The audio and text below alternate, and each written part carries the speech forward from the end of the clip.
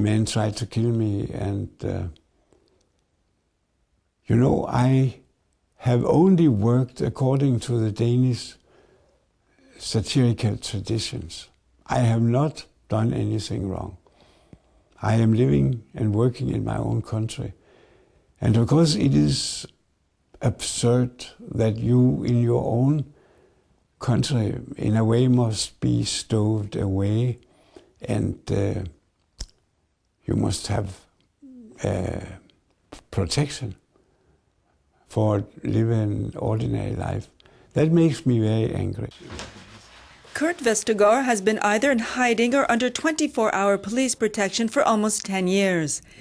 In 2005, his caricature of the Prophet Mohammed provoked a wave of violent anti-Danish protest in many Muslim countries. They also led to death threats against the 80-year-old caricaturist, including a narrow escape 5 years ago when a man broke into his house and tried to kill him with an axe.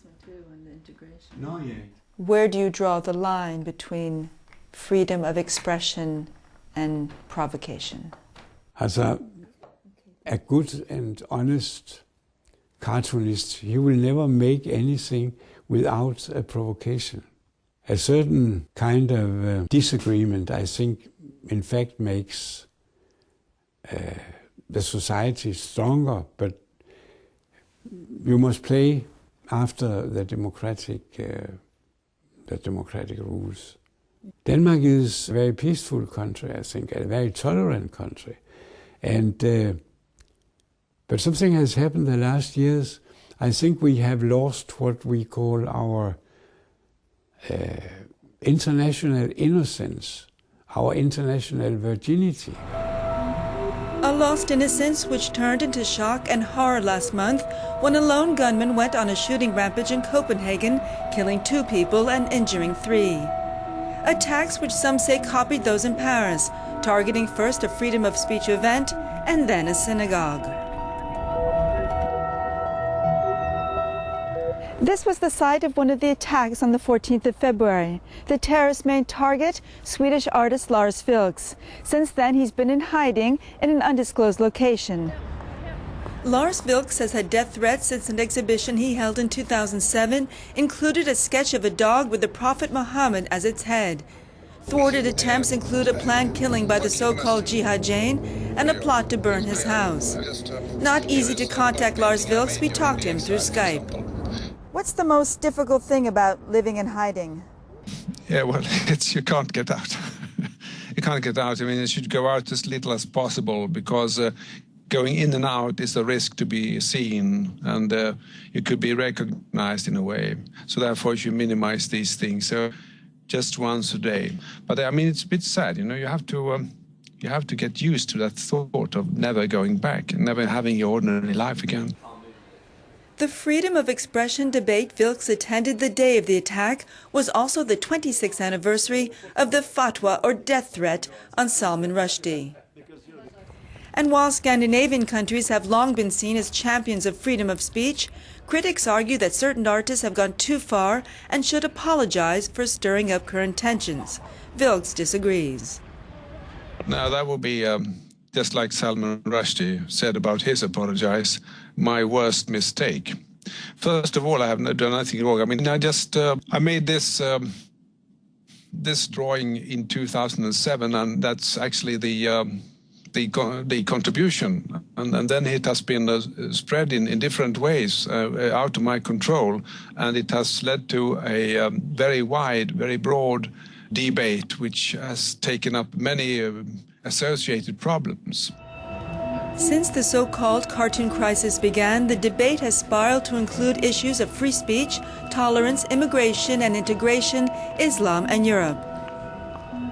And as Denmark becomes an increasingly multicultural society, there are calls to teach about the cartoon crisis in schools. But is Denmark ready to tackle such a recent, problematic chapter of its history? What was your first reaction? I'm an old school teacher myself, and if I was standing in a classroom today and should teach something about this situation with drawings and freedom of expression, then I think I would say The teachers here at this school, the principal and all the teachers, they are afraid. We dare not show you these drawings.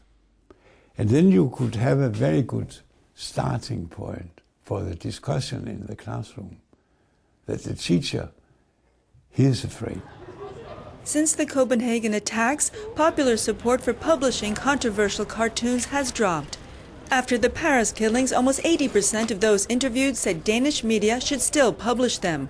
When the same question was asked after the Copenhagen attack, that number fell to almost 60. So there's the fear factor right now.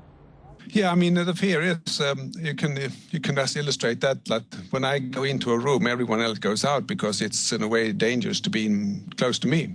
Where I go is dangerous. I mean, and it's always creating a paranoia. Is freedom of expression more in danger in Europe today than 10 years ago? Yes, I think so. I'm sorry, but I think so. But it is not something permanent. You can't keep journalists down. You can't keep creative people down.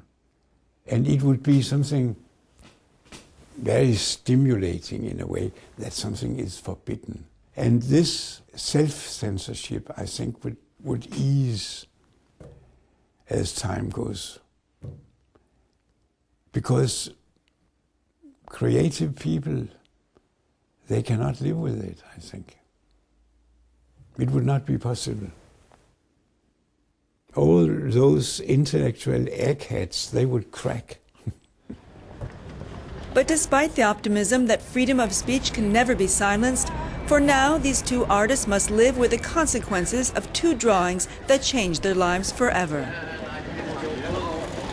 I cannot make any real exhibitions because just to be in an exhibition is difficult.